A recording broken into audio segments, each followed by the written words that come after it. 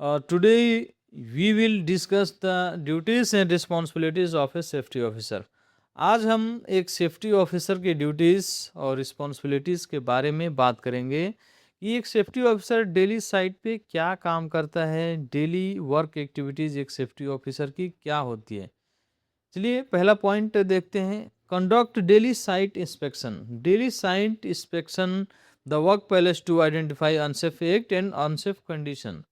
एक safety officer को daily site inspection करके अनसेफ एक्ट और अनसेफ कंडीशन को आइडेंटिफाई करना है।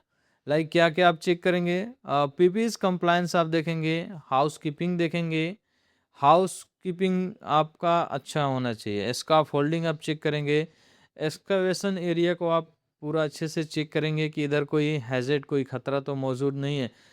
उसके बाद आप hazard identification and risk assessment, ये भी एक सेफ्टी ऑफिसर का रोल्स एंड रिस्पॉन्सिबिलिटीज है।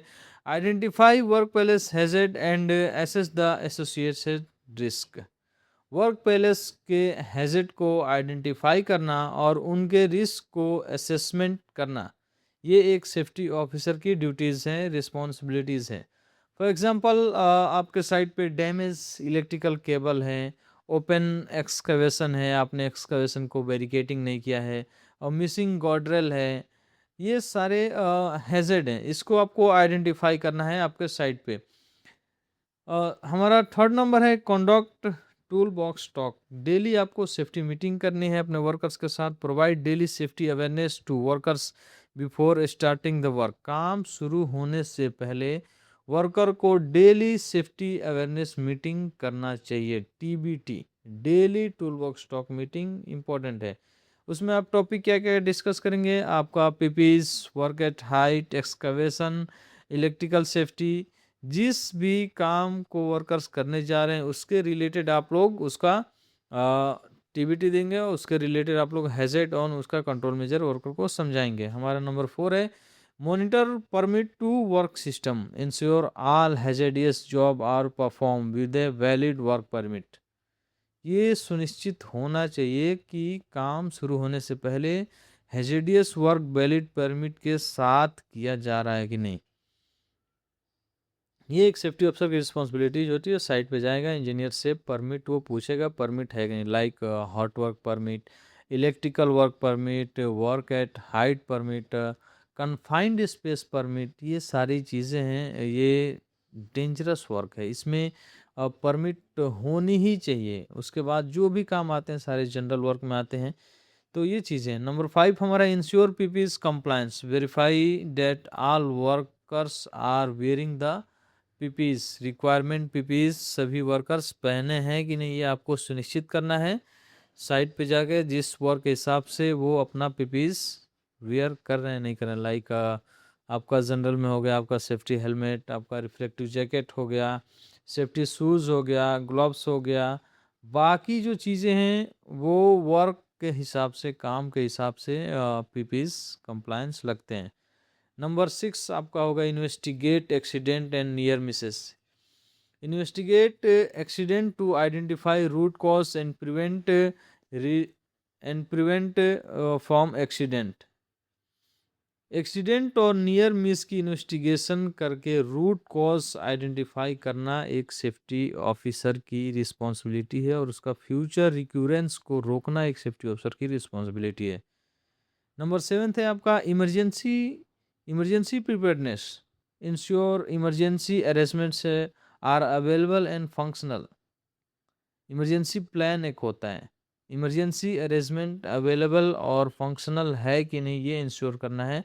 ये एक सेफ्टी ऑफिसर की रिस्पॉन्सिबिलिटी है, ये इंश्योर करके आपको रखना है। फॉर एग्जांपल फायर एक्सटिंग्विशर आपका हो गया, फर्स्ट एड बॉक्स हो गया, emergency contact number list display है कि नहीं, emergency assembly point, emergency exit root, ये सारी चीज़ें जो कि एक साइट पे होनी चाहिए इमरजेंसी के लिए। उसका पेपर भी आपको, डॉक्यूमेंट्स भी इधर आपका होना चाहिए। नंबर 8 है आपका conduct safety training. Provide safety training and awareness program to workers. Site पे आपको समटाइम्स कभी कभी वर्कर्स को सेफ्टी ट्रेनिंग और अवेयरनेस प्रोग्राम देना चाहिए, मॉक ड्रिल करना चाहिए, जिससे वर्कर्स अवेयर होते हैं इससे क्या खतरा है और इससे कैसे बचा जा सकता है। जैसे फायर सेफ्टी का ट्रेनिंग हो गया, इलेक्ट्रिकल सेफ्टी ट्रेनिंग हो गया, लिफ्टिंग का ट्रेनिंग हो गया, वर्क एट हाइट का ट्रेनिंग हो गया। ये छोटी-छोटी चीज़ें लाइक सेफ्टी बेल्ट आप पहना के दिखा रहे हैं, कुछ ऐसा मेंटेन कर रहे हैं, फायर एक्सटिंग्विशर यूज़ कैसे किया जाता है सिखा रहे हैं, ये चीज़ें। नंबर 9 है maintain safety documentation, most important आप लोग बैकग्राउंड में देख सकते हैं। सेफ्टी डॉक्यूमेंट्स बहुत ज़्यादा इम्पोर्टेंट, सभी सेफ्टी डॉक्यूमेंट्स और रिपोर्ट्स को मेंटेन करके रखना चाहिए। एक सेफ्टी ऑफिसर का ये सबसे बड़ा हथियार है। आपका डॉक्यूमेंट्स लाइक आपका परमिट टू वर्क, हीरा जैसे इंस्पेक्शन रिपोर्ट्स, ये सारी चीज़ें, ट्रेनिंग रिकॉर्ड्स, टीबीटी का रिकॉर्ड, इंडक्शन ट्रेनिंग रिपोर्ट, ये सभी आपके पास होना चाहिए। कुछ इंपॉर्टेंट डॉक्यूमेंट्स है जैसे हमारे पास जैसे इंडक्शन हो गया, टूल वर्क स्टॉक, व्हीकल का डॉक्यूमेंट्स हो गए, ये सारी चीज़ें हैं। नंबर 10 हमारा ensure legal compliance. ensure compliance with ensure compliance with company safety rules and legal requirement। Company के सेफ्टी रूल्स को कंपनी के सेफ्टी रूल्स को लीगल रिक्वायरमेंट्स को कंप्लायंट इंश्योर करना है। ये चीज़ें हैं एक सेफ्टी ऑफिसर को पता होनी चाहिए। बहुत सारी चीज़ें जब साइट पे आप आएंगे तो सारी चीज़ें आपको पता चलेंगी। ये safety officer responsible is not only for ensure safety rules but also to ensure that every worker return to home safely। Safety officer की जिम्मेदारी सिर्फ सेफ्टी शूज़ और हेलमेट चेक करना नहीं है, बल्कि हर वर्कर को सुरक्षित घर भेजना भी एक सेफ्टी ऑफिसर की रिस्पॉन्सिबिलिटीज़ में आता है। ये good safety officer prevent accident before they happen. एक अच्छा सेफ्टी ऑफिसर एक्सीडेंट को होने से पहले उसको रोकने का कंट्रोल मेजर लगा देता है, जिससे एक्सीडेंट होने के चांसेस बहुत कम हो जाते हैं। एक सेफ्टी ऑफिसर चाहता है कि हमारा साइट जीरो एक्सीडेंट हो। Stay safe, stay work. Video आपको कैसी लगी कमेंट करके बताएं और सब्सक्राइब कीजिए HSC शिक्षा चैनल को आगे की आने वाली वीडियो में। आगे हमारा नेक्स्ट टॉपिक है हीरा। मिलते हैं नेक्स्ट वीडियो में नेक्स्ट टॉपिक के साथ, तब तक के लिए जय हिंद।